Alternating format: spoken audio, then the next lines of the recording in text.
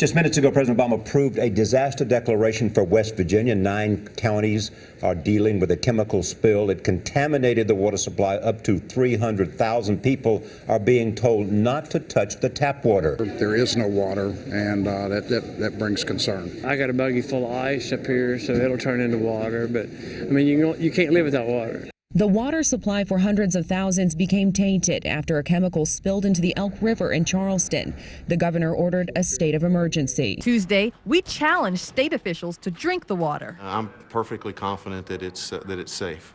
Would you drink some from this fountain behind me? Sure, absolutely. You want to see me do it? Oh, I thought it tasted fine. Here's what I understand, if it would have been inspected. I guess 23, 26 years it hasn't been inspected, so if it had been certified every year like they're supposed to do, then we could have avoided this whole situation. West Virginia Governor Earl Ray Tomblin has promised a full investigation into the accident. Environmentalists have been critical of the state's handling of smaller scale incidents in the past, including a 2008 explosion at a chemical plant that killed 2 workers. This region has a large concentration of chemical companies. Many are connected to the coal industry, which dominates West Virginia's economy. Governor Tomblin said the recent chemical spill is not the fault of the coal industry. Most people don't think about the importance of rivers and the water in rivers for power production. So basically, as far as covering it, I kind of came at it from various media, various platforms. But it was like opening up a Pandora's box of issues about water. For me, the project was a Pandora's box, actually, of aha moments, and not really just about what the sensor data told us, about the implications for journalism and being able to collect data in alternative ways and not rely on other data sources, official data sources or interest group data sources. It was really eye-opening about the kinds of questions we have to ask as journalists about the ecosystem of that.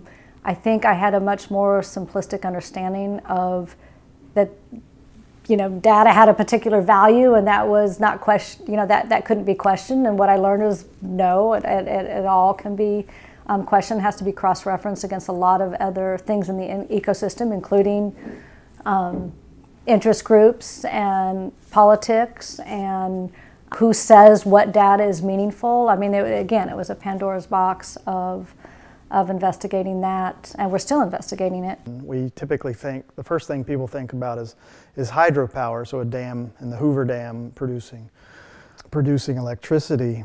But there's a reason, there's more than one reason at least, why there are so many electrical power producing facilities in West Virginia. If you go out west, they have droughts on a regular enough basis that they understand the value of their water. It was pointed out to me by a visiting scientist, and he has spent a lot of time out west and here back east.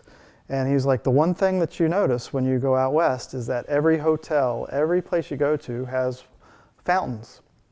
I mean, it was extremely bizarre. I think that one of the things that makes a story like this particularly unique is that oftentimes whenever you're reporting something happens and you either go there or you make phone calls and are interacting with the situation but not necessarily involved. With this, anyone that lived in Charleston or the 9 counties that were affected were directly involved, including all the media.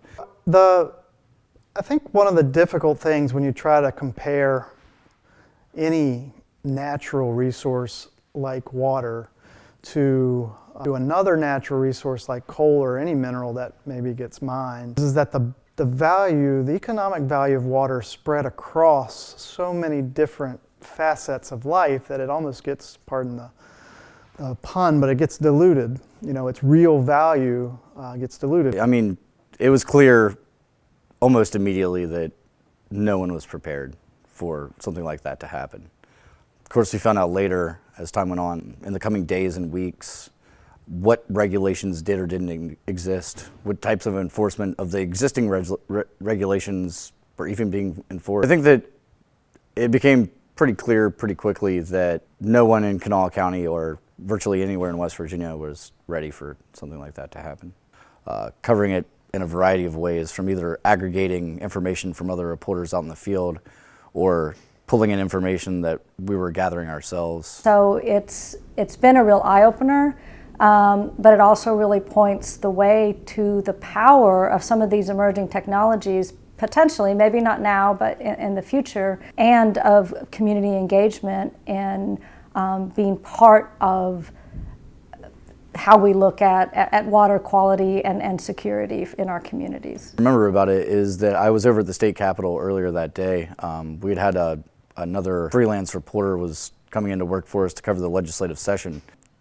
You know, I think there were so many questions about exactly what was in the water that initially when I was to another place to take a shower, to do their laundry, to do the necessities with water, that because of that situation, people just had to go ahead and use